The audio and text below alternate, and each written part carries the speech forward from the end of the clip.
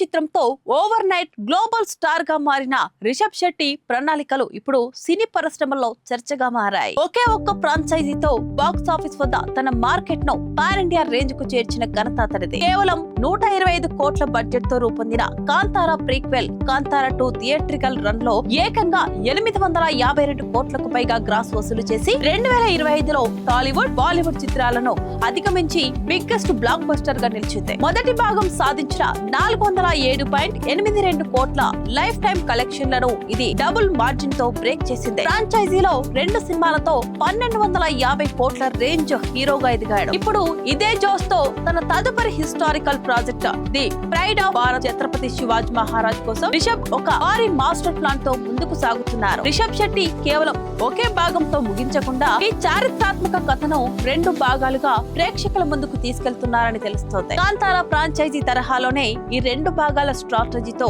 Indian box office వద్ద wonders create చేయవచ్చని రిషబ్ నమ్ముతున్నారు. శివాజీ మహారాజ్ జీవితంలోని శౌర్యాన్ని, వీరత్వాన్ని ఒకే భాగంలో చూపించడం సాధ్యం కాదు కాబట్టి రిషబ్ స్వయంగా ఈ కథను విస్తరించి భారీ కాన్వాయ్స్ పై 2 భాగాలుగా ప్లాన్ చేశారు. ఈ ప్రాజెక్టు కోసం ఏకంగా 500 కోట్లకు పైగా భారీ బడ్జెట్ కేటాయించడం ఒక సంచలనం. విజువల్స్ పరంగా, యాక్షన్ సీక్వెన్స్ పరంగా ఇండియన్ స్క్రీన్ పై ముందెన్నడూ చూడని భారీతనాన్ని చూపించబోతున్నారని తెలుస్తోంది. కథలో వచ్చే అద్భుతమైన ట్విస్టులతో పాటు అన్ని భాషల ప్రేక్షకులను కనెక్ట్ చేయడానికి వీలుగా పాన్ ఇండియా స్టార్ కాస్టింగ్ ను సెట్ చేస్తున్నారు. వివేక్ ఓబెరాయ్, షెఫాలి షా వంటి పవర్ఫుల్ నటీనటులు ఈ ప్రాజెక్ట్ లో భాగం కావడం సినిమా రేంజ్ లో మరింత పెంచింది. ఈ క్రేజీ ప్రాజెక్ట్ కు national award winning music director Amit Trivedi సంగీత దర్శకుడిగా యాడ్ అవ్వడం సినిమాకు అతిపెద్ద అసెట్ గా మారింది. నిజానికి ప్రీతం ని తొలుత ఎంచుకున్న ఆ తర్వాత కొన్ని కారణాల వల్ల ఆ స్థానంలో అమిత్ త్రివేది వచ్చారు. ఇక అమిత్ త్రివేది అంటే